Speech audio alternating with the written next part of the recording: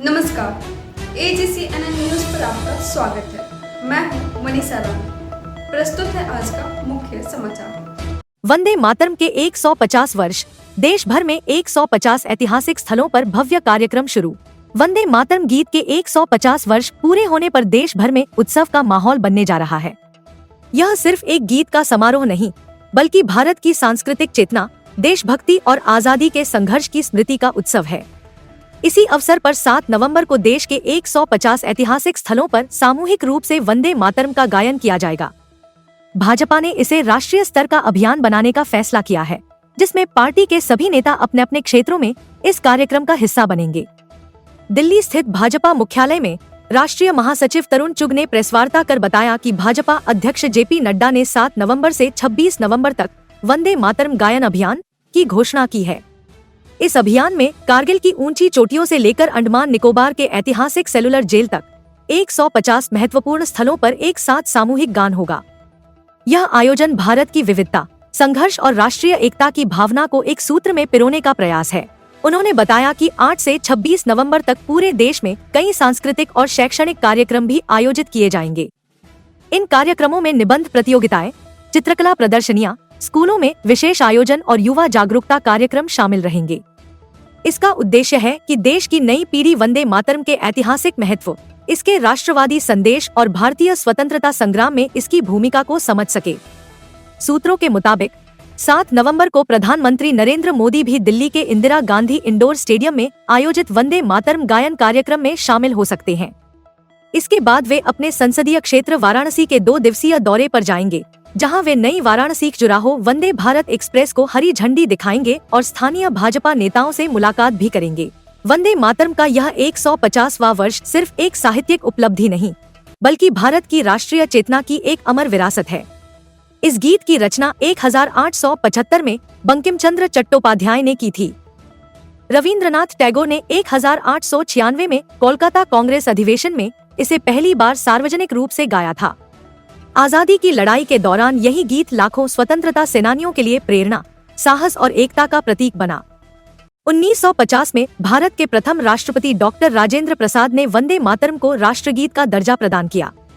इसकी 2 पंक्तियां आज भी हर भारतीय हृदय में देश प्रेम की लौ जगाती हैं। 150 वर्ष पूरे होने पर आयोजित यह राष्ट्रव्यापी अभियान भारत की उस सांस्कृतिक धरोहर का सम्मान है, जिसने इतिहास के सबसे कठिन दौर में भी लोगों के दिलों में उम्मीद जगाई। यह आयोजन आने वाली पीढ़ियों को भी याद दिलाएगा कि एक गीत कभी-कभी एक पूरे राष्ट्र की आत्मा बन जाता है। मेरे प्यारे देशवासियों, अब मन की बात में एक ऐसे विषय की बात जो हम सबके दिलों के बेहद करीब है। ये विषय है हमारे राष्ट्रगीत का, भारत का राष्ट्रगीत यानी वंदे मातरम।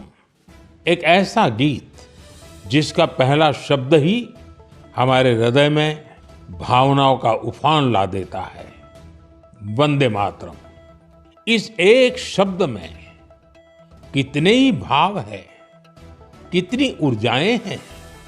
सहज भाव में ये हमें माँ भारती के वात्सल्य का अनुभव कराता है। यही हमें माँ भारती की संतानों के रूप में अपने दायित्वों का बोध कराता है।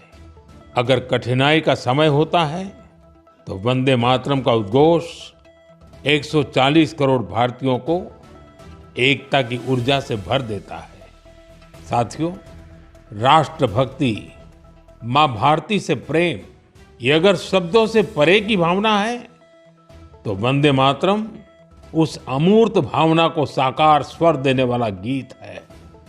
इसकी रचना बंकिम चंद्र चट्टोपाध्याय जी ने सदियों की गुलामी से शिथिल हो चुके भारत में नए प्राण फूंकने के लिए की थी।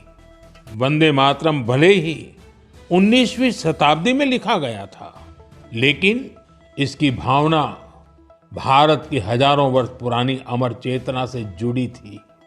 वेदों ने जिस भाव को माता भूमि पुत्रो अहम पृथिव्याः कहकर भारतीय सभ्यता की नींव रखी थी, बंकिम चंद्र जी ने वंदे मातरम लिखकर मातृभूमि और उसकी संतानों के उसी रिश्ते को भाव विश्व में एक मंत्र के रूप में बांध दिया था। साथियों, आप सोच रहे होंगे कि मैं अचानक से वंदे मातरम की इतनी बातें क्यों कर रहा हूं? दरअसल कुछ ही दिनों बाद 7 नवंबर को हम वंदे मातरम के 150वें वर्ष के उत्सव में प्रवेश करने वाले हैं। 150 वर्ष पूर्व वंदे मातरम की रचना हुई थी और 1896 में गुरुदेव रविंद्रनाथ टैगोर ने पहली बार इसे गाया था।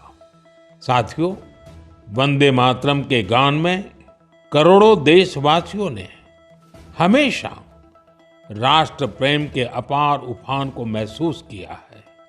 हमारी पीढ़ियों ने वंदे मातरम के शब्दों में भारत के एक जीवंत और भव्य स्वरूप के दर्शन किए हैं।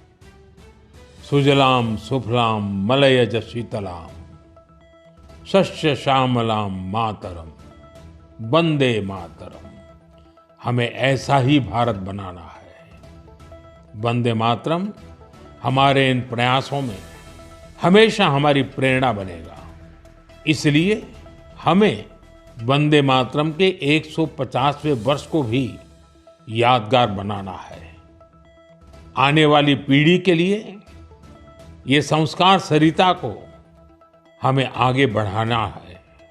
आने वाले समय में वंदे मातरम से जुड़े कई कार्यक्रम होंगे, देश में कई आयोजन होंगे। मैं चाहूंगा हम सब देशवासी वंदे मातरम के गौरवगान के लिए स्वतः स्फूर्त भावना से भी प्रयास करें। आप मुझे अपने सुझाव #वंदे मातरम 150 के साथ जरूर भेजिए।